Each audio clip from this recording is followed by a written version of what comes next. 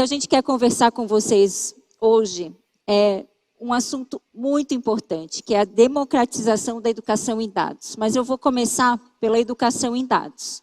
A educação em dados, como a Carol citou aqui, como vocês que estão nos acompanhando sabem, é o novo sonho, né, e a nova metodologia do Social Good Brasil.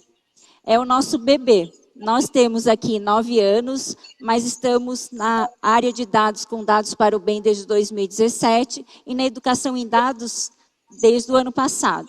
E aí o Silvio e a Adriana, que estão aqui conosco, desde o primeiro momento e no final da palestra maravilhosa do Silvio no nosso festival do ano passado, convidei ele para a gente formar aqui um grande movimento para a educação em dados, né, Silvio? Ele topou ao vivo e está de volta aqui. Ponta firme, né, Silvio? Como sempre. E a Adriana também, né, que é diretora da revista do MIT, da HSM, também não só topou, como veio divulgando isso tudo ao longo desse ano. Então, hoje a gente está aqui para falar para vocês o que é isso e para que nós estamos convidando vocês. Para o quê?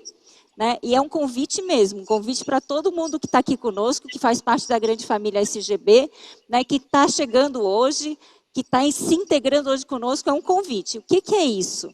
Nós vivemos na era dos dados, todo mundo sabe disso. Mas o que fazer com esses dados? Como nós vamos lidar com esses dados? E aí nós fomos estudar, e o mundo está trabalhando com alfabetização em dados. Educar as pessoas para o uso de dados. Em 4 competências, né?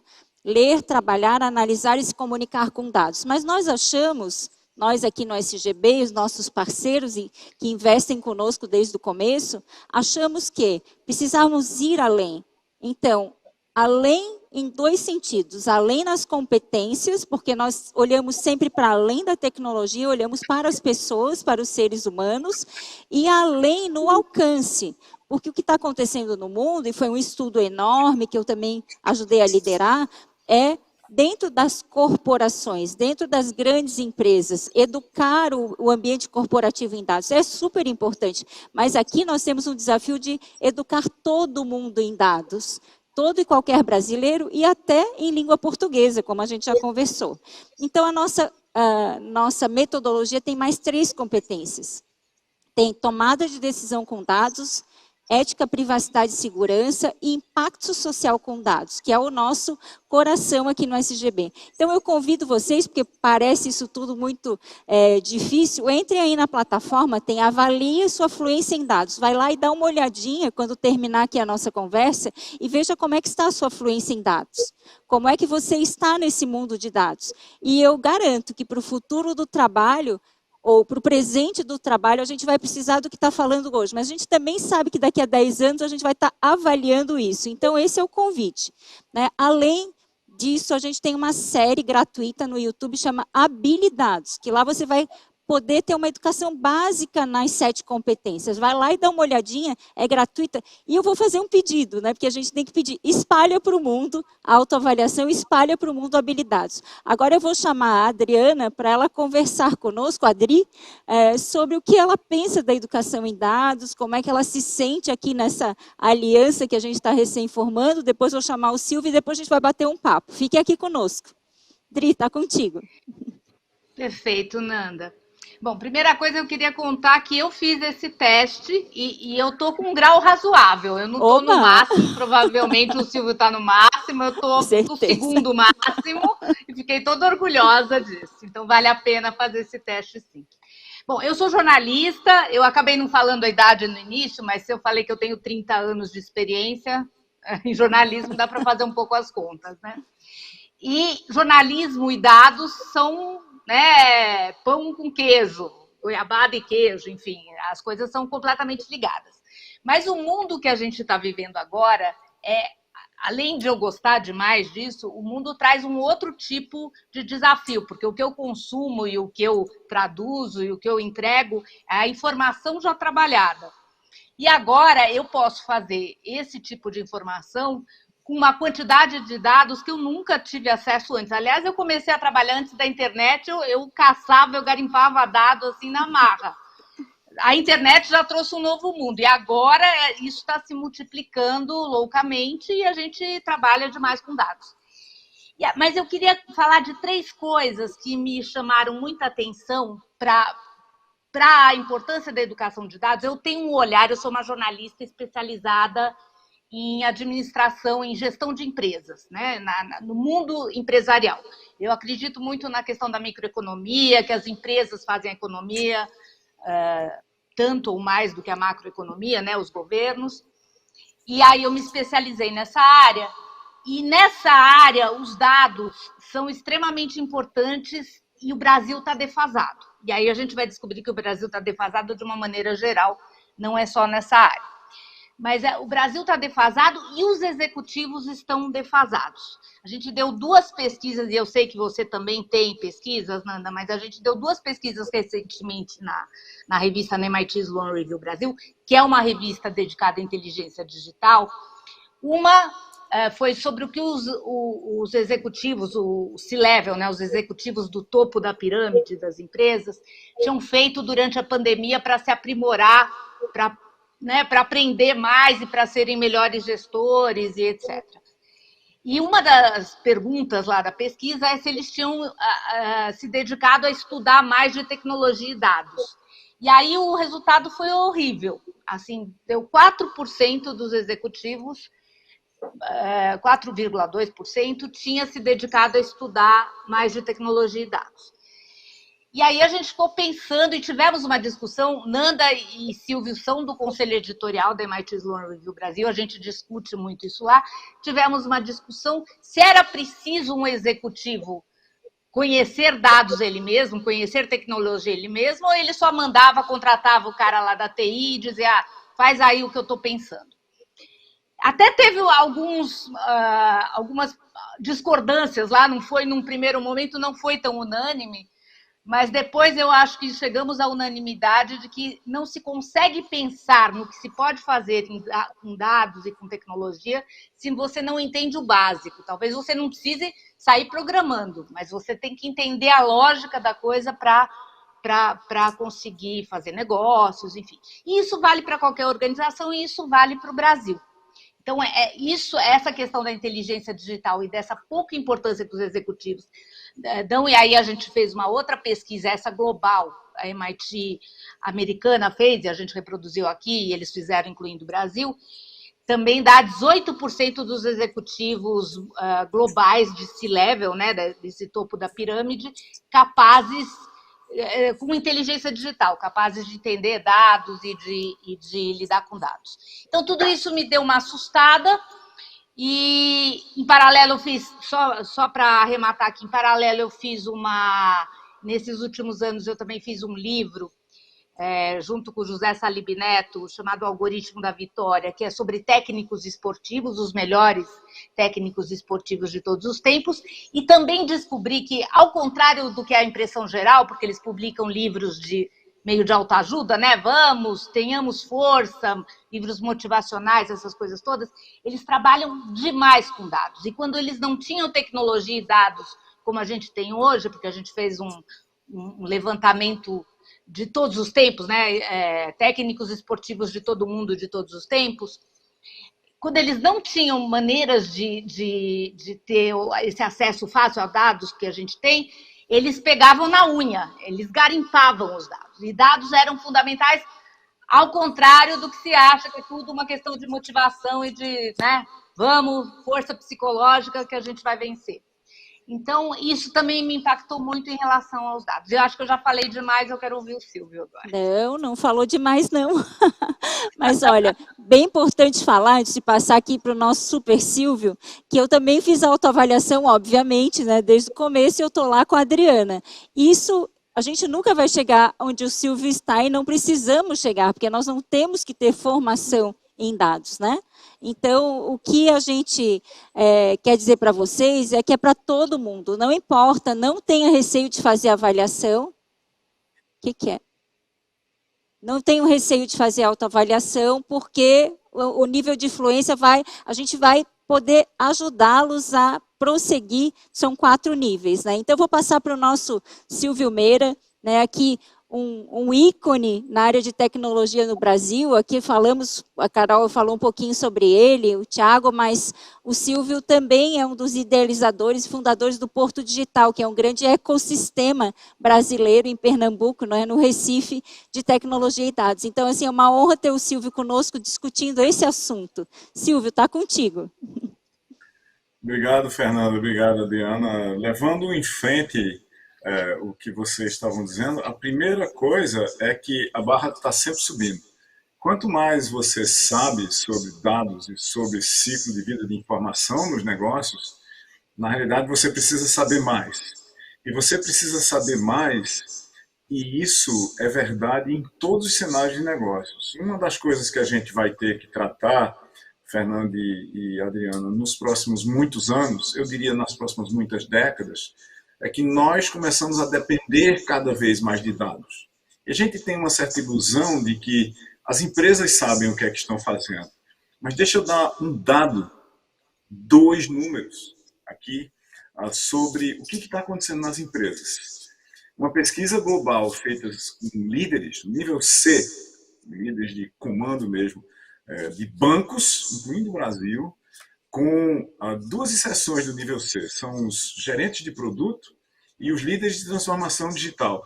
58% dos entrevistados acha que seus bancos deixarão de existir entre 5 a 10 anos se não mudarem seus modelos de negócios. Nós estamos vivendo numa competição baseada em dados.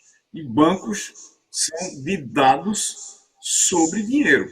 Os bancos, na realidade, do sistema financeiro são bancos de dados sobre dinheiro, sobre débitos, sobre empréstimos, depósitos, assim por diante. Sabe quantos por cento desse grupo global tem uma gestão estratégica mínima do ciclo de vida de informação no negócio? Gestão estratégica mínima, 20%. 20%. O que é uma gestão estratégica mínima do ciclo de vida de informação no negócio? É aquela gestão dos dados do negócio, na qual eu posso, por exemplo, que era a pergunta direta dessa pesquisa, que eu posso usar dados para modificar e melhorar os produtos e serviços que eu já tenho e criar novos produtos e serviços. 80% não consegue fazer isso. Isso são bancos, são empresas que trabalham basicamente com dados e que têm, talvez proporcionalmente, a maior quantidade de recursos dentro de qualquer economia e sociedade territorial no planeta para fazer justamente isso. Então, ninguém precisa se assustar de não estar entendendo bem o que é que está acontecendo quando a gente fala de dados. Na realidade, dados como parte intrínseca do nosso entendimento do mundo como um todo, sociedade, economia, educação, compras, trabalho e assim por diante, é uma coisa muito nova para todo mundo. Isso começou a acontecer de um ponto de vista visível para a sociedade como um todo, a partir da internet, basicamente. Antes disso, dados ficavam em silos, guardados dentro de organizações e institutos de pesquisa de governo, de educação e assim por diante, e em poucas empresas. Começou a ser publicado, disponível, ali a partir de 1995, então é uma coisa que tem um quarto de século. Mas para a gente começar a produzir dados na escala que a gente produz hoje e que as empresas conseguem usar e manipular hoje, foi uma coisa que começou com smartphones há 15 anos. Smartphones, nuvem, disponibilidade de dados no volume que a gente tem hoje, com quase tudo ao nosso redor produzindo dados, desde a máquina de lavar conectada em rede até o nosso smartphone, eventualmente os nossos óculos, canetas, todos os smartphones e assim por diante. Isso é uma coisa nova. Eu diria que é um fenômeno em escala dos últimos 10 anos. E a gente vai ter que entender o mundo a partir de dados, quer a gente queira ou não. E a gente vai ter que fazer isso, na minha opinião, sem se render ao dataísmo, que é uma parte essencial do que a gente quer educar as pessoas sobre nessa aliança.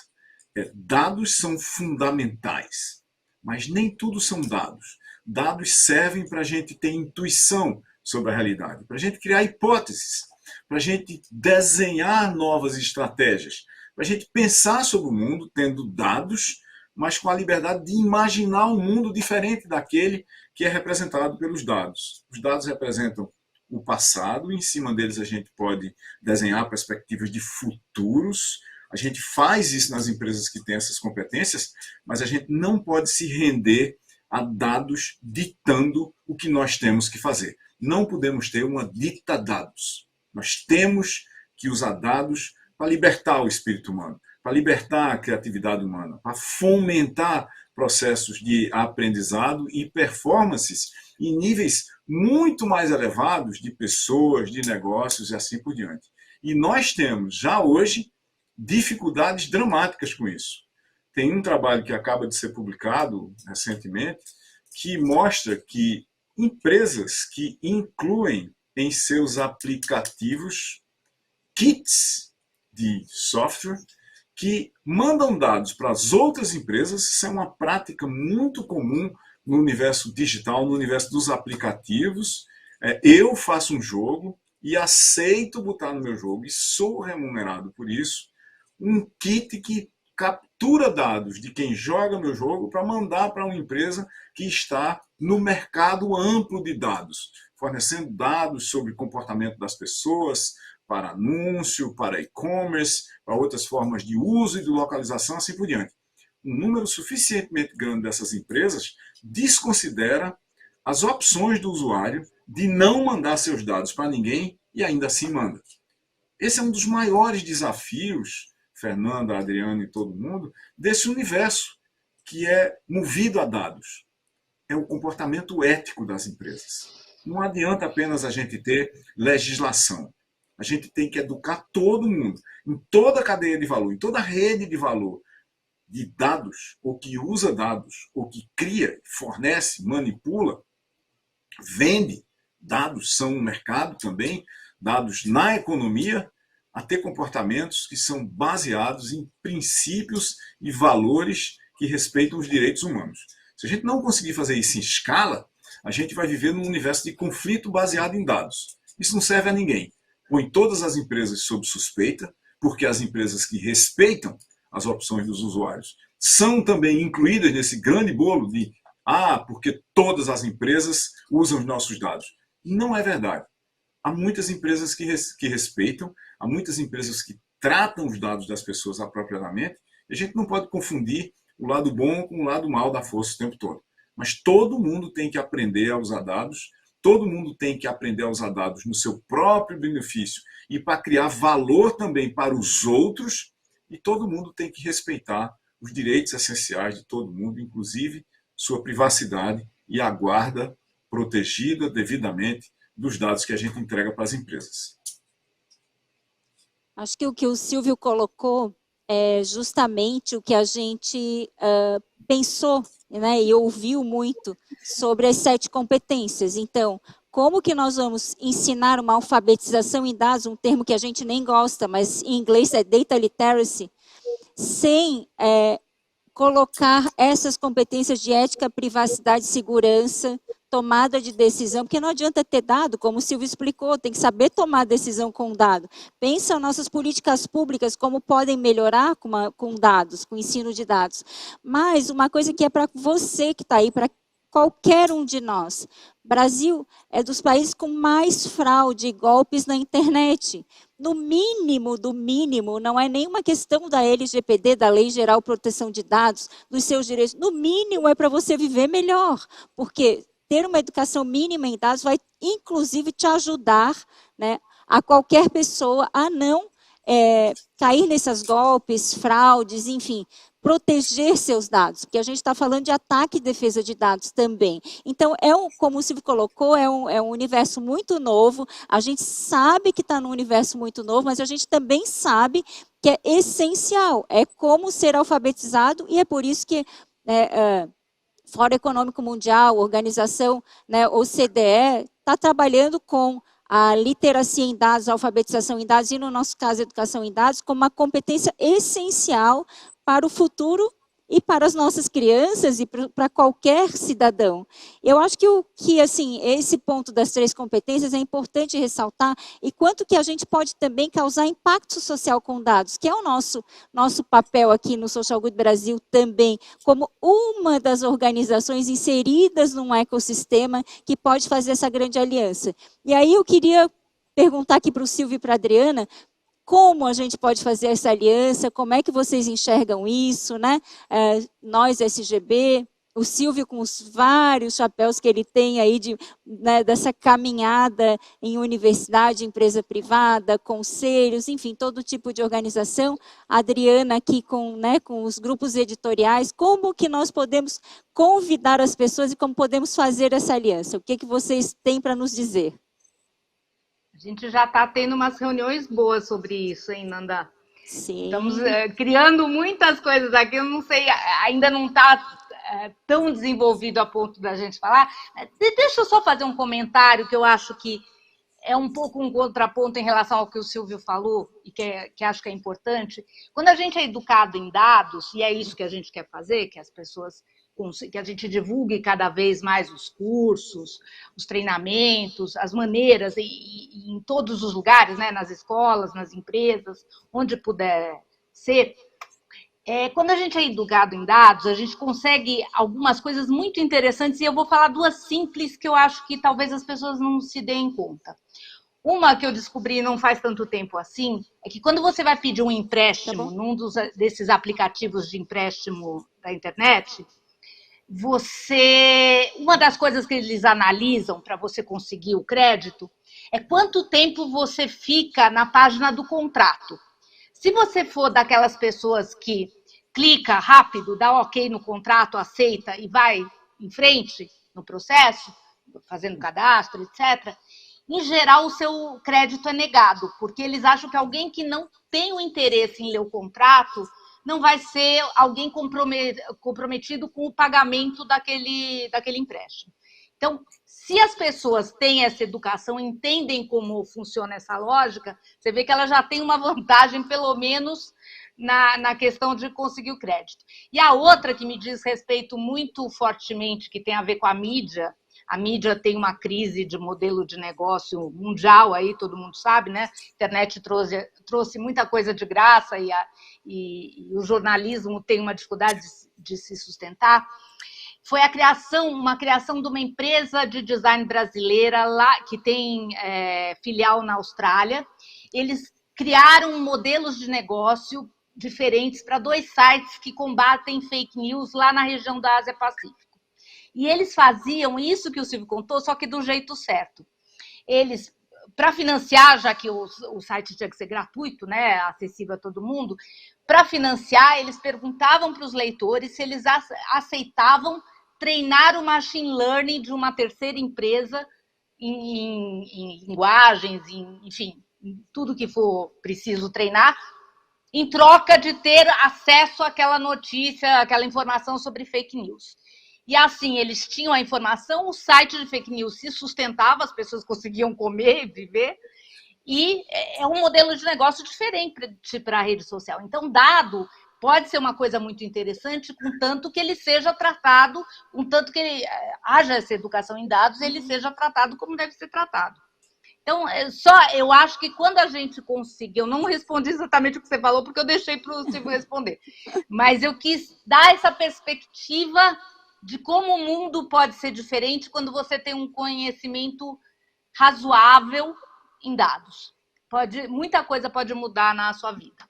Estou aqui fazendo uma promessa. Mas eu acho que é bem isso, né? Vou passar para o Silvio. Silvio, se você puder entrar um pouquinho na questão do ecossistema, que você é especialista nessa resposta da aliança, eu super agradeço. Mas eu acho que é isso. Quanto mais a gente souber, melhor para cada um de nós, né? Estamos aqui falando de democratizar no coletivo, mas assim, pense, você que está ouvindo, a aprender a nadar pelo menos cachorrinho no oceano de dados, que vai ser muito melhor para você. Eu garanto. Silvio. Fernanda e Adriana, a primeira coisa, a gente tem que ir para as escolas, para todas as escolas.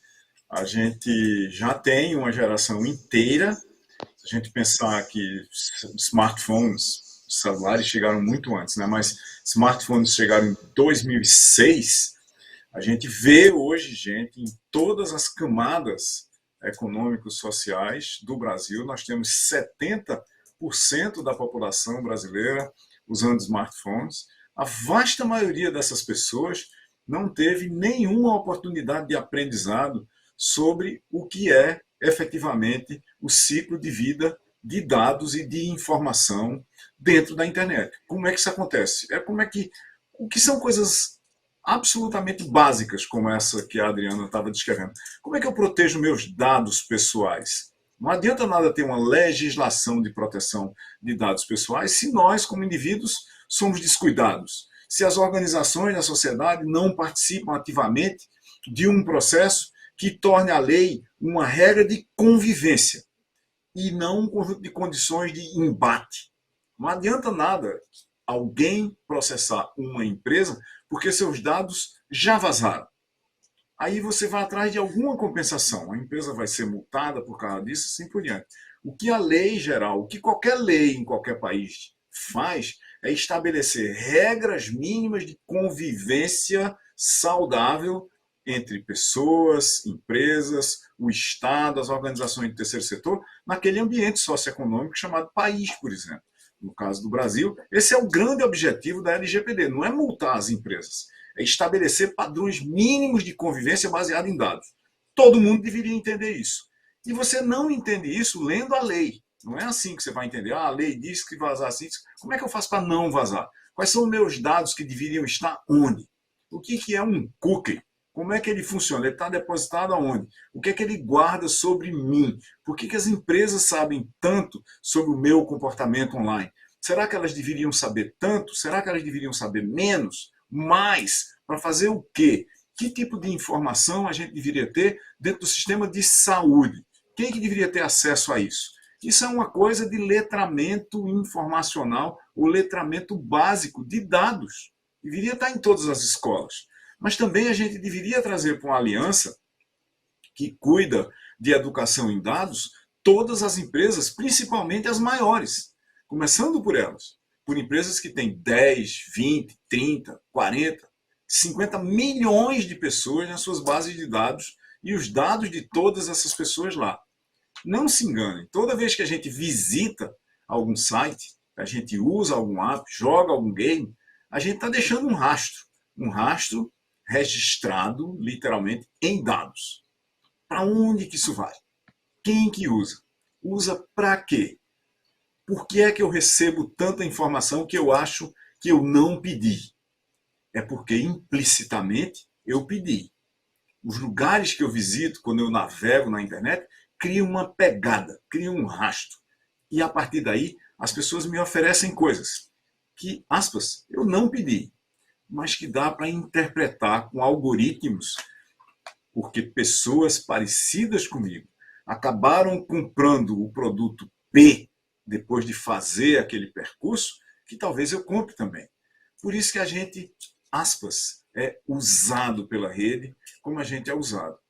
O que tem que ser feito para a gente mudar isso e todos sermos partícipes ao mesmo tempo e com o mesmo poder do desenho disso no futuro, é que todos nós temos que entender mais. Não adianta 3, 4% de especialistas na sociedade, na realidade, em qualquer lugar do mundo, hoje é muito menos de 1% das pessoas numa sociedade qualquer que entendem exatamente o que acontece com os dados das pessoas na internet. A gente tem que fazer com que o entendimento mínimo seja de todo mundo. Assim como quase todo mundo sabe ler e escrever. Entender o que são dados na sociedade contemporânea. E por que a gente pode dizer que a gente vive numa economia de dados, informação e conhecimento representados em dados, em rede, vai ser tão fundamental no futuro daqui para frente, porque já é no presente, quanto ler e escrever. Se a gente não sabe ler e escrever, a gente participa da sociedade como um cidadão semi-ausente. Eu não consigo interpretar os símbolos do mundo ao meu redor. As pessoas têm que traduzir para mim, têm que mediar para mim. E quando alguém media para mim alguma coisa que eu deveria conseguir entender diretamente, porque as outras pessoas entendem, eu estou perdendo uma parte significativa da interpretação, do contexto, do entendimento do mundo ao meu redor. Acho que, como sempre, né, o Silvio faz um apanhado que deixa a gente aqui pensando e com tanta coisa para fazer, né? Mas assim, resumindo, para terminar nosso painel, tem umas perguntas, eu vou pedir desculpa, mas a gente já encerrou o horário. Dados são pessoas. E o que o Silvio traz da convivência é o mais importante. Então, assim, eu acho que nós temos que olhar, não tecnicamente, temos que olhar que quem produz os dados, quem produz as tecnologias somos nós. Então, nós estamos falando de competências básicas para pessoas. Eu convido de novo vocês para verem o Habilidados, para, se ficaram angustiados com o que a gente conversou aqui, tirar essa angústia básica, vai lá, são 8 episódios de 10 minutos, gente, é rapidinho, dá para ter uma noção básica de tudo isso, e convido o Silvio e a Adriana e todo mundo que está aqui, quem quiser fazer parte da Aliança, para a gente voltar aqui no ano que vem, no nosso próximo festival, na 11ª edição, no 10º ano do Social Good Brasil, para trazer os resultados dessa aliança. Vamos juntos, Silvio e Adriana? De novo, mais um pacto? Com certeza, e a gente vai trazer muito resultado, vocês vão ver. Ó, tô me comprometendo aqui. Oba! Mas deixa eu só acrescentar uma coisa bem rapidinho. Elas vão me matar, Adri. Elas vão te matar? Não, é só para as pessoas pensarem na empregabilidade também. Sim, a gente está falando muito, o futuro do trabalho tem a ver com essa capacidade, esse letramento em dados. Só para não esquecer isso, não é só a gente se proteger, que é uma coisa importante, sim, ou ser melhor cidadão, mas também ter emprego. Gente, super o que a Adriana está falando, fica aqui com a gente, que a agenda hoje é toda do futuro do trabalho, tá bom? Ó, obrigada para vocês dois de coração, obrigada a todo mundo que está aqui conosco e até a próxima.